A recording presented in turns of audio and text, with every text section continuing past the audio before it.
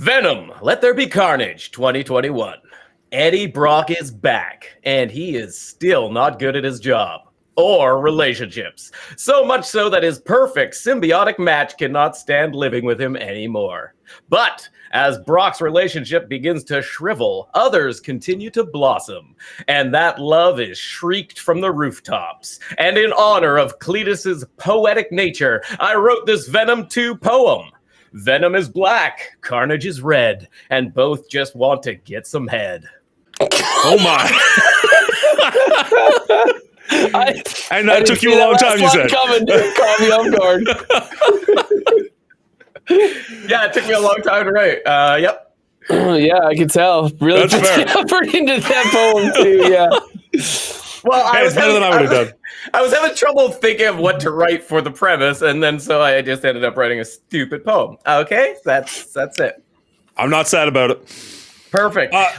All right, so the first Venom movie we were discussing, we were talking about how I thought it was a buddy cop movie, and you corrected me saying it's more like a love story. Watching this one with that prism, holy cow, did you nail that? Like, the entire, like, boy gets girl, boy loses girl, boy gets girl back thing that happened in the first half of this movie was just like, oh, yeah, no, I reread The Room wrong so badly the first time. This whole movie is all about love. It's all about love, this movie.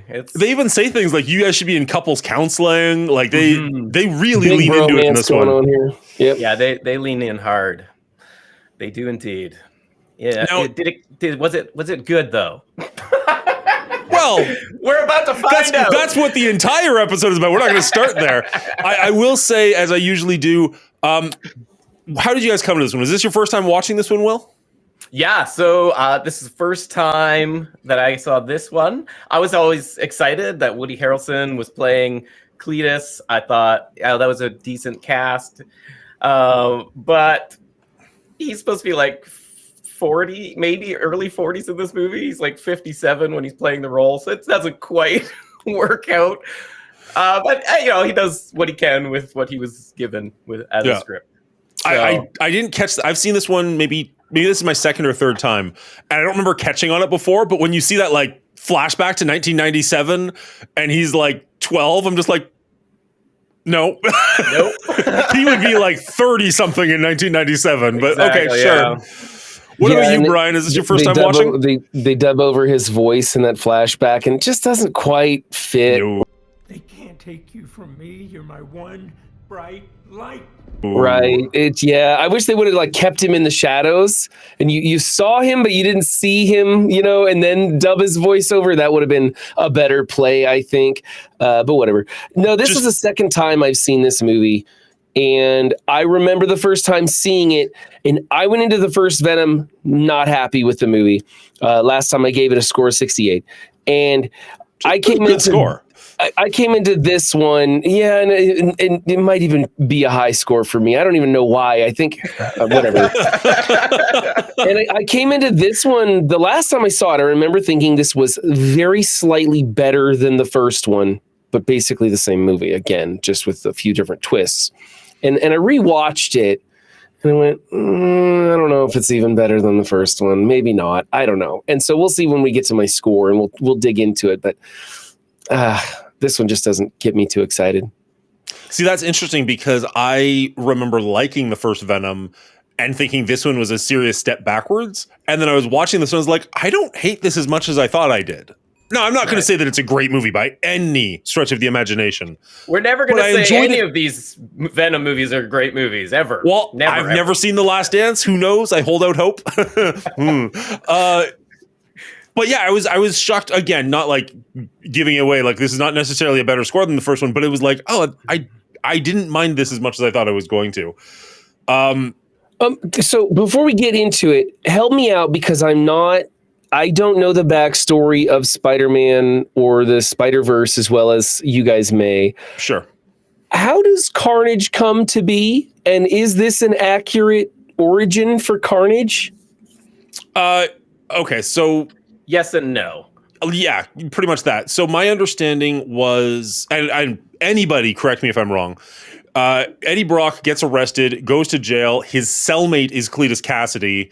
Correct. They don't get along all that well. Venom comes to break him out and leaves behind a baby, essentially, which becomes Carnage. Venom never thinks to mention that because that's just what symbiotes do. They just leave babies when they go places. They just, is it shedding? Like, kind of. And so that's how Cletus gets the Carnage thing. Now, my understanding is, unlike with Venom, Cletus and Carnage are basically one being. Like the Carnage symbiote gets into Cletus's DNA and kind of rewrites his DNA a little bit so that they are one. So you'll hear him be like, I am Carnage, whereas Venom is always, we are Venom, because they are two separate entities being symbiotic. I hope nobody yells me too hard. That's my understanding. I'm not a huge Carnage fan, so like I've not read that book, but I was trying to do a little bit of homework on this when I was talking to my buddy Support Dingo in chat, who again, not a huge Carnage fan, but is a huge Venom fan. So I was trying to like pick his brain a little bit, like what's accurate, what's not, how do we get here? so then in the movie, they kind of lean into this, hey, look at them, Carnage and Cletus are not as good a symbiote partnership as we are, which is the opposite of the true origin, right? Yeah. And honestly, throughout this movie, Eddie and Venom are fighting amongst each other, showcasing that they're not a great couple at times, and then they kind of work through their issues with some couples counseling, I guess, and figure things out, their little romance. But yeah, they kind of go with that theme, which in my opinion was not a great direction for this film. I don't know. It just didn't feel fun to me. That it went on theme a bit too long. For sure. The separation thing. I wouldn't say that I disliked it, but it felt like it was so much more of the movie than it should have been. Not that there was a lot of movie here. It's very fast. And honestly, 90 minutes is all I really wanted from this. I know we joked about that with Jurassic Park, like put it on the poster, like, oh, it's short, but like this is a good thing. Like this movie was 2.5 hours long. I would have been crying and just be like, no, please let it end. Like hour and a half is kind of the right length for this. That's all I really want from symbiotes fighting each other. Mm-hmm. Yeah, I think what did they do here? They kind of saw what worked in the first one and what didn't work. So they got rid of any story element whatsoever and just leaned hard into Eddie and Venom bickering. And that was the movie. Yeah. Yeah. So in this version, why does Cletus hate Eddie so much? Because he wanted to be Eddie's friend. You know what I really wanted? I wanted your friendship. Okay, but why does he hate him? It was pretty thin. Because he didn't give him a proper story in the newspaper, and so he's not his friend. And he telling wasn't. you the story. I know, but like that's so lame. Yeah, and Venom figured out where the bodies were hidden by Cletus, which was like they didn't even like lean. You don't know any backstory about Cletus or where these bodies are, or how they're related or whatever, right? There's bodies. He buried them someplace and wasn't going to tell Eddie until he got his big write-up in the paper. Didn't get the write-up he wanted, and Venom showed him where the bodies were, and Eddie gets the praise for it. So it wasn't the outcome Cletus wanted. Yeah. And that was this huge attachment thing to Eddie Brock. And I'm like, really? Like, come on, this is paper thin. Yeah. Well, even like there's no reason for like, because he keeps reaching out to Eddie and be like, oh, you should come see me and write a newspaper article. But like, we don't even know why he attached to him in the first place. Like there was literally no backstory for why he wants to be his friend or how he knows anything about him. Like he just aside from Cletus getting newspapers out to get his girlfriend information, like that's really the only connection. But I wonder if Andy Serkis cut out a lot of that part of this movie. I think it was because tighten it up. There was a few lines where he says, we both have parents that were mean to us and did stuff to us, and our dad beat us both or whatever. We didn't know any of that about Eddie, but apparently Cletus does know that, and he said something. We just got to take his word for it. And even Eddie was like, don't talk about that. You don't know who I am or whatever. And they didn't go anywhere. And here's the thing. From the first movie, we see that Eddie is a video journalist. So why is he reaching out to him to put a newspaper article out? Because he work for a newspaper. He's trying to get to the written word. Remember, he wants to go big with a written word. Sure, no, I get that. But like, why would you reach out to a video journalist to get a newspaper article out? Wouldn't you reach out to a reporter? Yeah, well, why is anybody reaching out to Eddie anyway? Yeah. This guy is a complete douche tool. He sucks at everything. His life is trash. Why is this character even here? I can't get over that. I also loved how they were like, "Oh, Eddie, you're back on top now after that story broke." And like, he's not even reporting on the story. He's talking to the police, and it's like Channel 6 News is reporting on the story. So it's like, it's not even his broadcast. They're like, "Oh, you're back on top." He's like, "Is he? Did he do anything?" Well, just because he got those bodies, right? Which that would be huge for sure. That would put your name back on. Fair enough. I guess people would start, They don't really show it in any way that he's back on top. You're right. They don't. No, they just mention it at one point.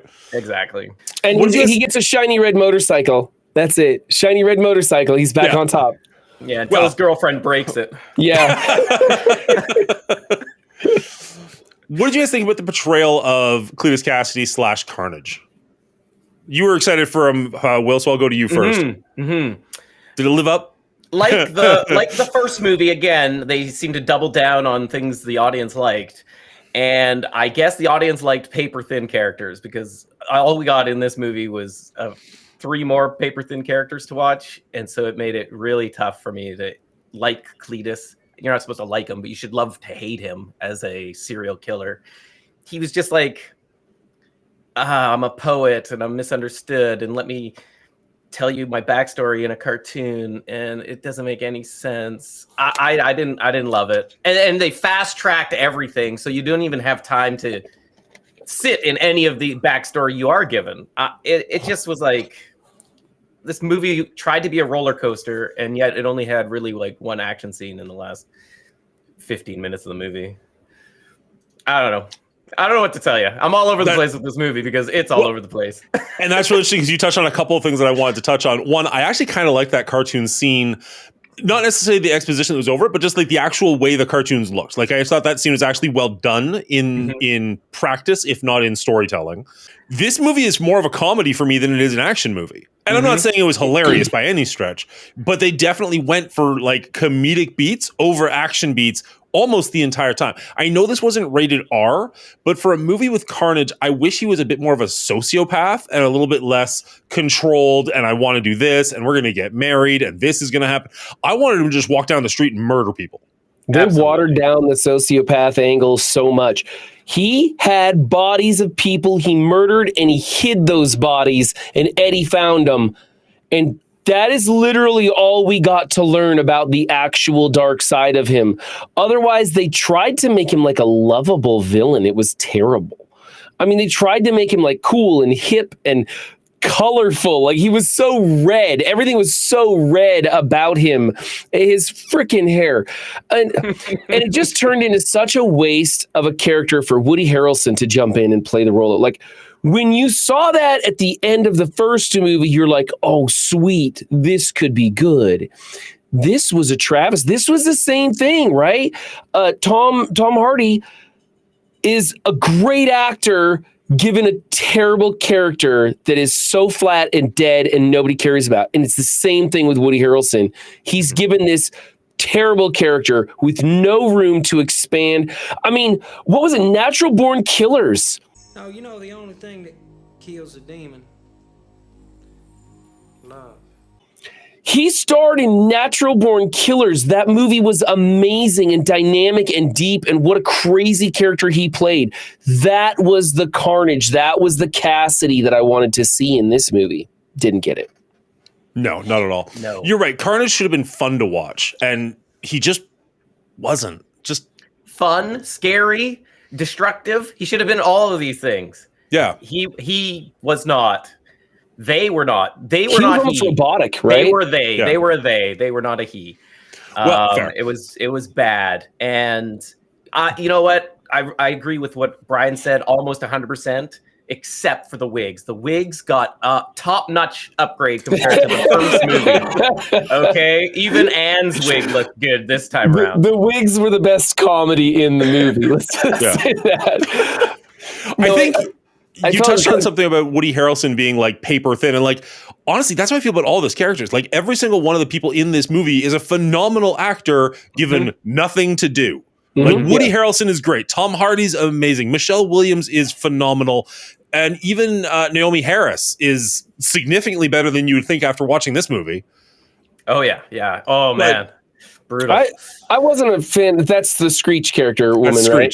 Screech. Shriek. Shriek. Okay, I wasn't impressed with her acting, or maybe it was the character that she was given. I'm not really sure. Her character looked like a cliche.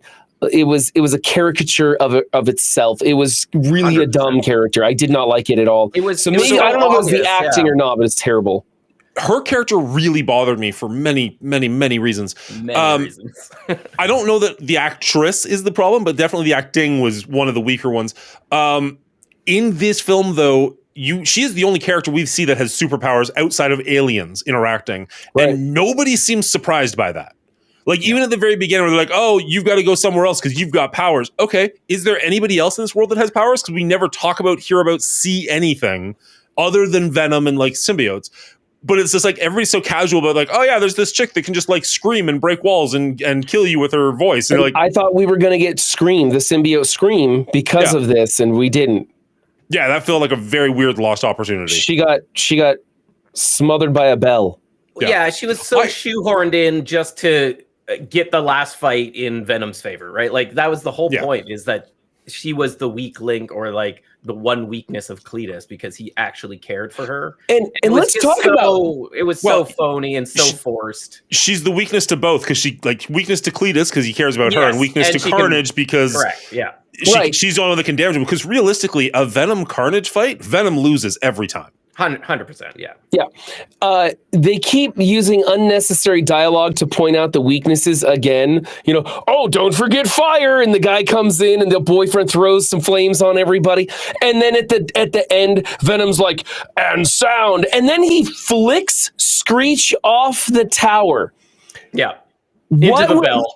I thought, okay, he's gonna flicker into the bell and like ring the bell, and that'll be the loud tone. But that didn't do anything. It was her falling and then letting out a big loud scream. Like, how did he like 3D chess that idea out that he could flicker down the hallway and she was gonna screech him apart? It just didn't make sense to me. Well, in fairness, 2 movies in, I can say with full clarity, Eddie Brock is a genius who knows exactly what to do in any situation. So that made perfect sense to me. I don't know. Yeah, this movie turned out to be way more brutal to me.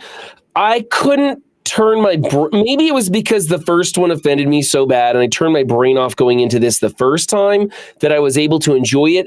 But going through and paying attention to it, I was just astounded at how dumb and paper thin and bad the plot was, and the direction and almost every single aspect of this movie turned out to be kind of a failure for me. They had great actors, but no room for them to breathe. That was maybe the highlight of it. The soundtrack was as good or maybe a little better at points, but the overall sound effects, when you have a screeching superpower, that screach sounded dumb. And it looked bad too. When yeah, she was, like, it looked bad too.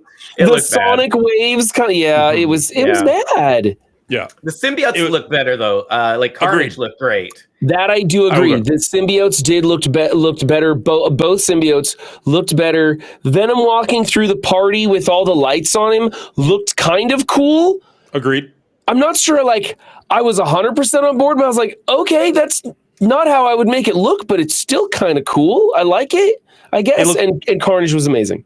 Yeah, I the first time, I don't know why I didn't hit on this until this viewing, that Venom is just randomly going around killing innocent people by like clinging on to them. And I was like, I don't remember that at all. Them. Yeah. Sure. Yeah. But like, and again, for the hero, that feels she's just like that feels like another cut in the movie script that saved time, is that they didn't actually like further that, because they show him going through a few different people. Yeah. Yeah. And they treat it like Eddie's already kind of like, on the outs with police forces because of the prior movie and similar events. So I was just like, I think they just cut all of that stuff, but you see the remnants again of these people going down, right? Yeah. It's weird. Got to keep that pace up. Don't worry about those people. They'll walk it off. Yeah. There was a sequence at the very beginning of this movie that just really bothered me. I know that everybody will have these moments where, like, if you're a specialist in a certain category, that when you watch a movie that touches on that, you're just like, it just hurts you that much more.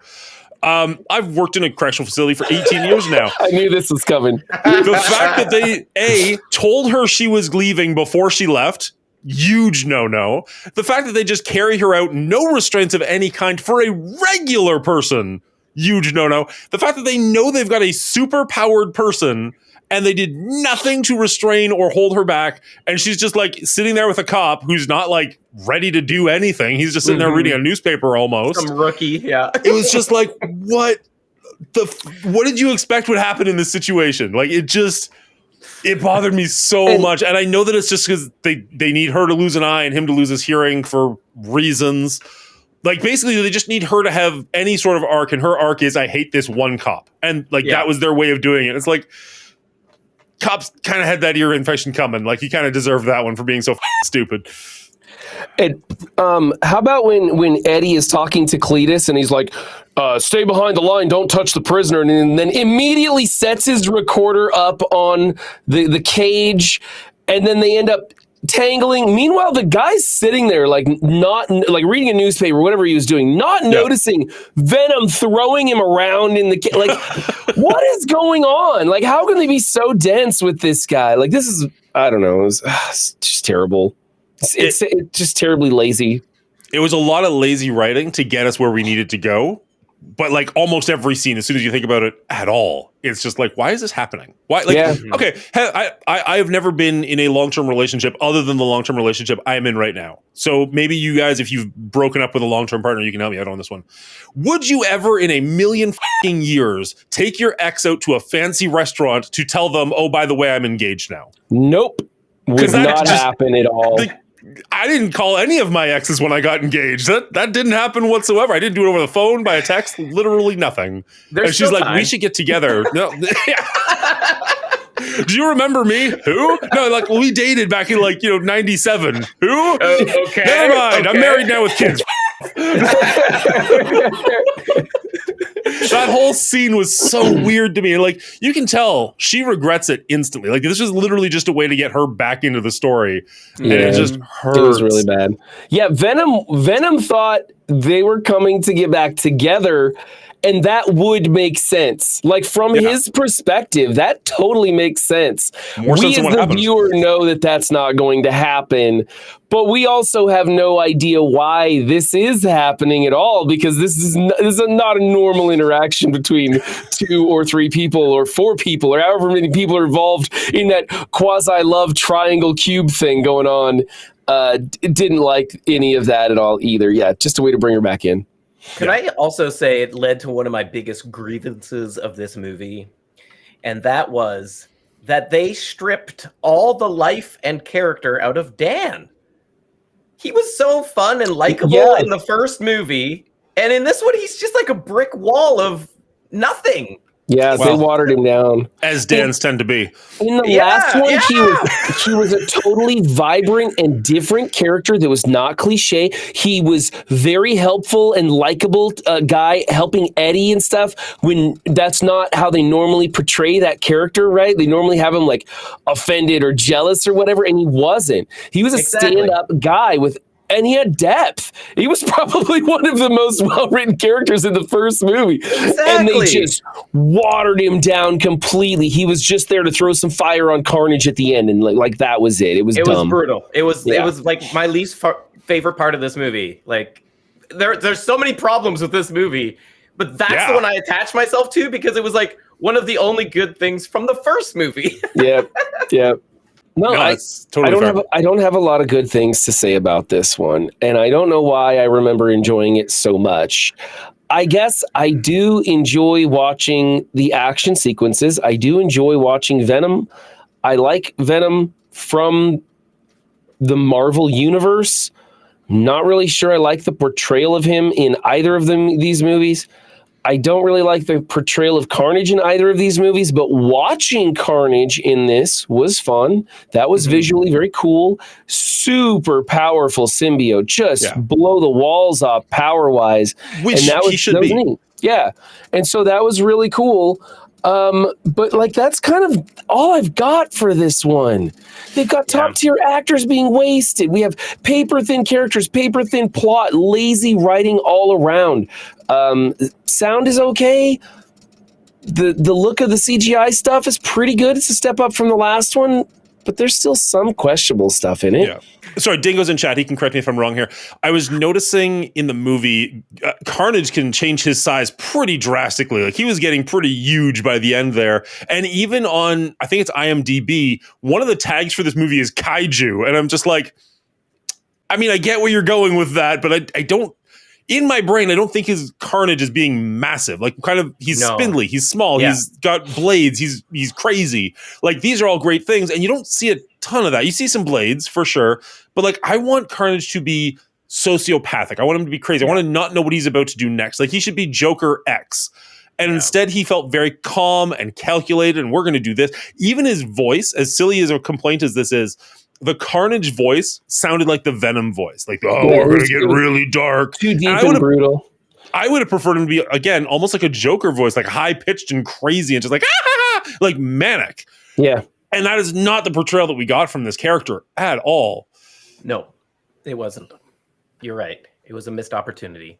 And it falls into like a lot of Hollywood bad CGI battles at the end is you have to fight somebody bigger and more stronger, but it has to be bigger. And in the end, he bites off somebody's head and says, "Power up!"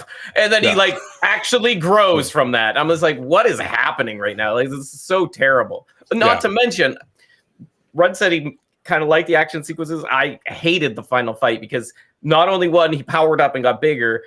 Power up.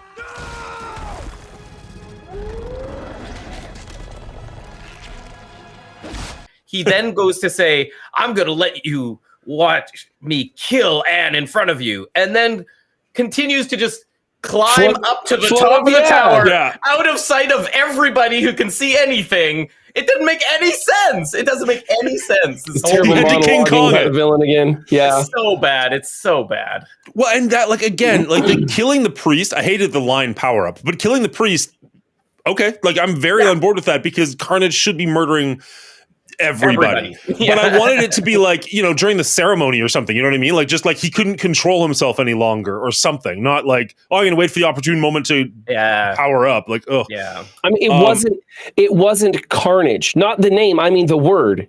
There was not carnage happening. Yeah. It was very much methodical and directional. Even the jail scene where he breaks out and he turns into a tornado for some reason. Like all the prisoners are like clapping and just be like, yeah, get him. He should have turned on them in a heartbeat. Yeah. Just like, I don't care about any of you. You're not on my side. Like thrash them all. Yeah. So is this a result of A, bad writing, B, staying PG-13, or C,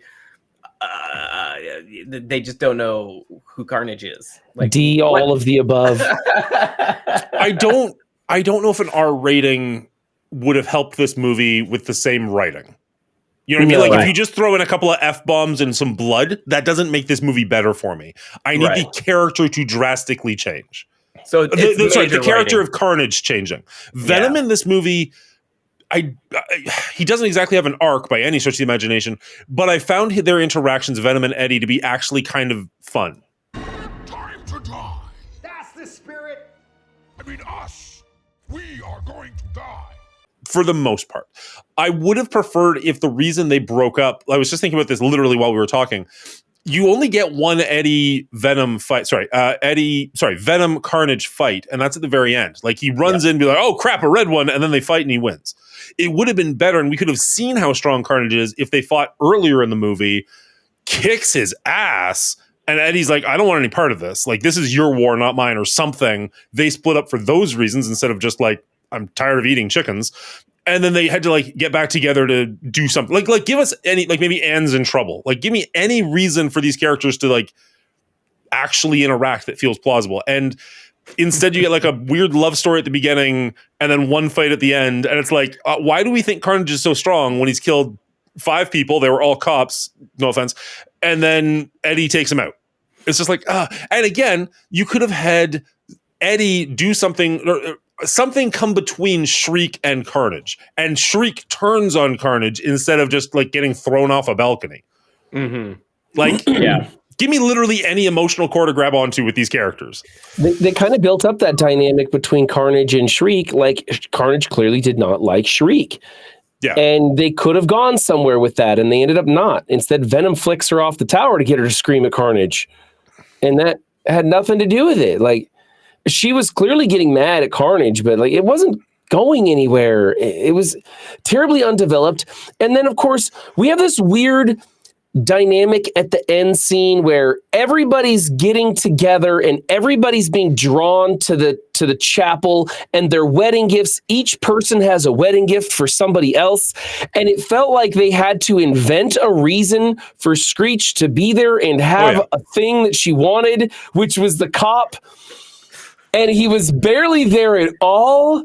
It was just horribly thin. It was no good for me at all.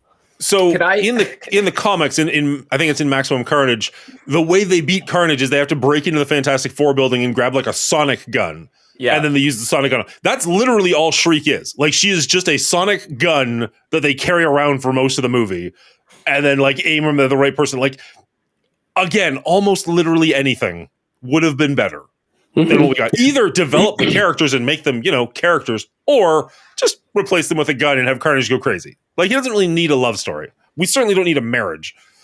Can I just quickly say that I love that Brian's calling Shriek Screech, who is the character from Saved by the Bell. He's good for America. Shriek was defeated by a bell, so I just love that your comedy inadvertently is better than all the comedy in this movie. One of the least memorable characters in the franchise for me. Clearly, I can't hold on to her name. It's it's no good. No, it's great. Okay. How about this? Did you guys like the setup for Toxin? I had to look that up. I had no idea who that character was. Like, I mean, I know the name Toxin, but I don't know the name of Peter Mulligan. Thank you. Awesome. Ultimate Chaos just gave it to in chat just as we were talking about it. Oh, that's so funny. I had to look that character up. Also, didn't recognize that actor for like half the movie until it clicked with me like, oh, that's Tommy from Snatch. Do you like dogs? Dags. What? Yeah, dogs. Dags. You like dags? Oh, dogs. Sure. I like dags. I like caravans more. You're very welcome. How did Peter Mulligan get infected? I see his eyes turn bluish green at the end. Yeah. And I was like, where did that come from? What was that? I missed it. Like, I guess Carnage. I was unwilling to watch it again. The editor missed it. You're fine. Yeah. No, there was nothing aside from that. There was nothing aside from that. His eyes just turned blue? That was it. Yeah. Okay. And now he's got a symbiote, I guess. I don't know. Okay. I have not seen the third Carnage movie, but I did see that he's in the credits. So strap in. We're gonna get more Stephen Graham Toxin coming up. I think that's the other problem with this franchise, is that it's just symbiote on symbiote action. I mean, the first one you had Riot, and it wasn't greatly executed, which I think took away from us getting Carnage, because he's the real bad symbiote that you want to see fighting, but you already saw a symbiote fight. And now in the third one, I'm guessing there's more symbiotes, and it's just symbiote on symbiote. There's nothing else going on. Honestly, it's brutal. Without Spider-Man to anchor anything, this thing is just in the air. Well, and you've got Shriek, so you've got superpowered creatures. So give him a superpowered creature to fight against. It doesn't have to be a symbiote. Anything. Yeah. So the Carnage Venom fight that we see in 2 should have been the symbiote fight that we saw in 1. Not Carnage, but the way it played out, with a big symbiote being big and covering things and smashing stuff and outpowering things. We should have gotten, like Dan said, the wily, crazy, thin but sinewy Carnage in this one that was like a Joker ex-villain. I think that would have made this much better. We should have seen actual Carnage from the Carnage character. We should have seen him lash out at prisoner and guard alike. We should have seen him off the handles, just going nuts everywhere, not knowing what's coming next. We should have seen chaos from this movie. it did not exist. We did see chaos from this movie, just not in the way they wanted us to. Right. Not the way you're discussing. Exactly. Now, I mean, obviously we're picking this one pretty hard because it's fun too. I can't lie. I sat and watched this again with my kid. I didn't have a bad time. Again, it's a short run play.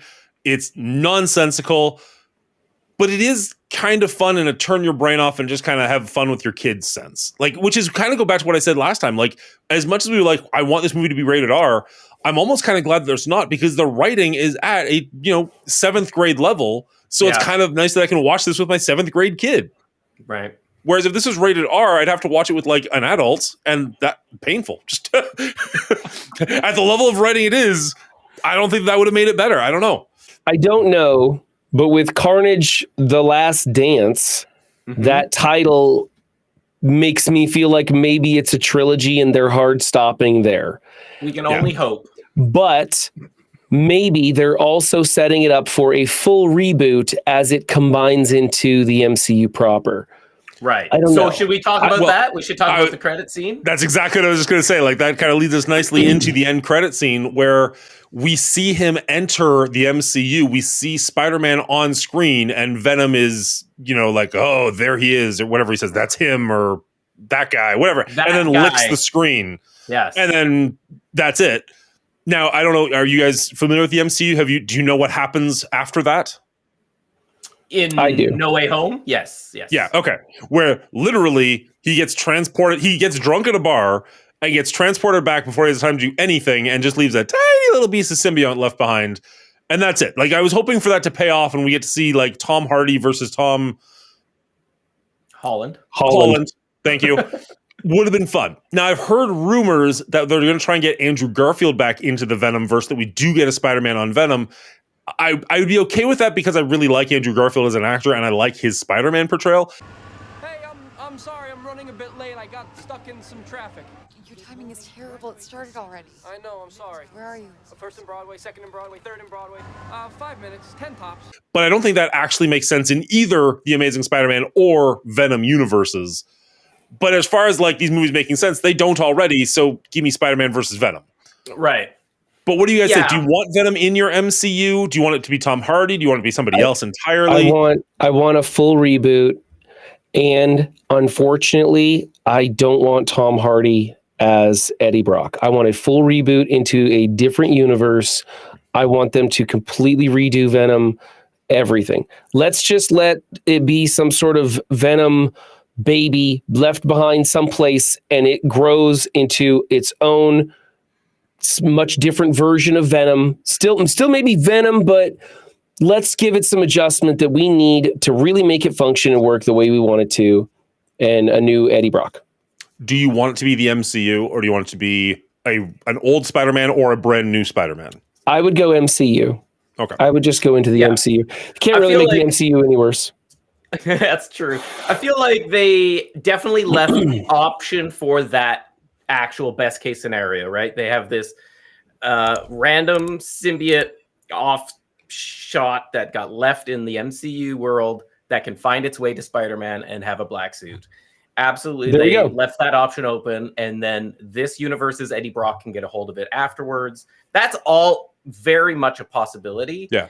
And we never have to think about Venom versus Carnage ever again, and except for next week when we have to do the third and hopefully final of this trilogy. Final for now.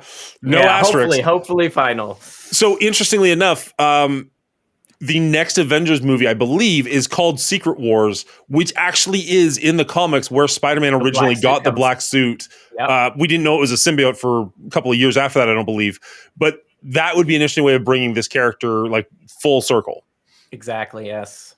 Yeah, they go to Battle World. He finds this suit. He needs a replacement, and he takes it home. And Mr. Fantastic finds out what it is, and so on and so forth. It all comes full circle. Fantastic Four is coming. This could all happen. Will it? Pray. Maybe not. I pray we get Spider-Man 4 before that happens, and he's just wearing the red and blue leotard the entire time first, because I want at least one Tom Holland Spider-Man movie where he is just Spider-Man and not Deus Ex Machina Spider-Man, not Venom Spider-Man. Just freaking give me street level little kid in a leotard beating the crap out of people Spider-Man, please. Which they also that sounded alluded way to. weirder when I said it out loud than I meant it to. Yep. But they also alluded to that in No Way Home, right? Like, they set him up to be exactly that. He had his Uncle Ben moment at the end of that movie, and so he is geared to go in that direction as well. So all the pieces are there. It's just whether or not Disney Marvel goes in that direction, right? Because they have so many balls in the air, they don't know what they're doing half the time anymore either. Do you guys want to get to rating this thing? Yeah, I'm down to rate. Yeah, I'm going to jump in here real fast. I want to take lead on this because I was all over the place with this. And the thing that really lowered my overall score, and I even lowered it more talking to you guys because you kind of reiterated some points I wasn't quite sure about. The thing that really did it for me the most was that I was watching this with my kids, and my kids were catching on to how paper thin the plot was, how stupid the characters were. And they were asking, why? Like, why? And I'm like, you're 8 and 11. You guys shouldn't have to ask why. And that brought me out of any fun state I might have had for viewing the movie. And I kept asking why. And I kept getting distracted by the stupid things that didn't fit. And I didn't like a big carnage. I wanted the carnage like what Dan talked about. And I love Woody Harrelson, just like I love Tom Hardy. And that's why I'm so upset that they're casting this movie and then given no breath to act. And it's such a waste. And it was honestly, it was just awkward seeing Woody Harrelson play this role where he had no room to work. And that made it so much worse. So in almost every single point of this movie, the scores were the same as the previous or worse. And in the direction and plot, it even is much worse. I still didn't have a bad time watching it. It wasn't great, but I mean, like, I watched it and I got through it and I kind of enjoyed it and everything. But this movie comes down to a 59 for me. I'm going to go next, I think. I think I have to agree with pretty much everything Brian just said. In every category, this movie went down except for possibly enjoyment. The thing that I liked the most from the first movie was the Eddie Brock Venom relationship, and we just got more of that in this movie. Did it all work? Absolutely not. Did most of it work? Not really. But I had a fun time with this. I was watching with my kid. They had fun with it. Yes, we were both pointing out the holes in it, and that was even a little bit fun. My issue with this movie is Carnage is in the title. He is on the poster. He is the main villain, and we just don't get nearly enough of him. And what we do get of him is just not at all the character that I wanted him to be. As we've mentioned a bunch of times, you've got Michelle Williams, Tom Hardy, Woody Harrelson, and you just give them nothing to do. Like, even without symbiotes, those three should have made an incredible movie about a hero and a serial killer and whatever, the girlfriend does. But like, that would have been fun to watch even. But then you give them symbiotes and you're like, that should be amazing. And instead you get this weird hodgepodge of a movie. Looks fine, is relatively fun, but just is nowhere near the mark of what it could have been or should have been. This one dropped for me as well, putting it at a 64. Still probably higher than most of you are anticipating it being. But at the end of the day, I've seen this a couple of times, and it's short, and it's kind of fun in a really, really stupid way. Good job. And now we come in with the red score. Well, I mean, yeah, you're not wrong. Okay. Yeah. What else is there to say? When the plot is so very simple, but revolves around all the characters and their relationships, you kind of need to care about those characters. Unfortunately, we got a bunch of mashed up one-ply toilet paper just revolving around the bowl until the very end credit scene. This movie is not about comic book accuracy or being R-rated. It's about the friendship we made along the way. Except for in Cletus's case, nobody wanted to be friends with him. I did appreciate the ample amounts of M&M's and Mars bars product placement because, you know what? I love candy. Okay, so let's just be honest. That's where all of the score is coming from in this movie from me. This movie gets a 43 out of 100. It's trash. Hard to argue with. So my problem is, I was talking about my score rating earlier. But by the way, the poster's up. You can see that it went lower than Gremlins currently. Thank the Lord. Zach would be proud. I was looking at my rating score for like all the movies we've done so far, and I think I'm kind of comparing this to comedies more so than action movies, if that makes any sense whatsoever. No, because that's when you fair. compare this to like Gremlins or Anchorman, I do enjoy the comedy in this better than the comedy in those ones, at least in this day and age. Anchorman in its heyday, I enjoyed quite a bit, but recently watching it was kind of painful. But comparing it to action movies, the action in this, by comparison to something like the Alien franchise, the Predator franchise, or the Mad Max franchise, Mad Max specifically, nowhere close. Doesn't compare on any level. But that's not necessarily why I'm watching this movie.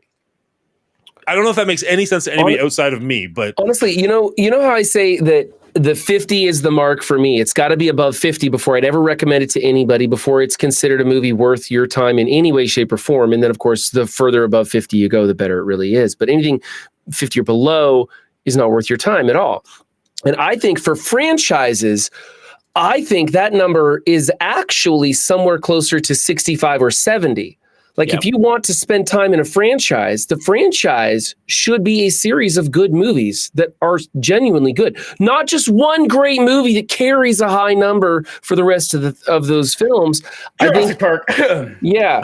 I'm just saying, like the break point for me is Evil Dead. I think that as franchises go, Evil Dead is a good franchise, and everything above that, not Home Alone, is worth your time and a good franchise to watch. But as we drop down to Gremlins, Venom, Anchorman, Highlander, these are all the franchises should not be on your radar. You should not waste your time watching a series of movies that don't get a high enough grade. If you're going to watch that many movies, they got to be good, real good. That's a very interesting point. I don't disagree. I think you can break out a franchise and be like, yeah, just watch the one or watch these two movies. Call it a day on that franchise. Don't even bother with the rest. And I think because of that, you're right. The mean of what is passable as a watchable franchise is higher than the 50, give or take. It should be around 65. Yeah, I think so as well. Because it is averaging all those movies, which are going to have hits and misses. Yeah. All right, and that is our rating of Venom, Let There Be Carnage. What did you think? Way too high, way too low, about right? Let me know down in the comments. I'd love to know what you think of this franchise. We record this live over at twitch.tv/The Mongoolie Show, so you can head over there at 9 p.m. Eastern on Thursday nights to go watch that live. Drop a follow over there. Or if you made it this far in the video, you probably enjoyed it. Hit the like button on this video so you see more great content like this going forward. Until next time, I don't know. That might be the actual outro. That might just go with it. You had like 3 F-bombs in this recording, by the way. Yeah, that's less than some.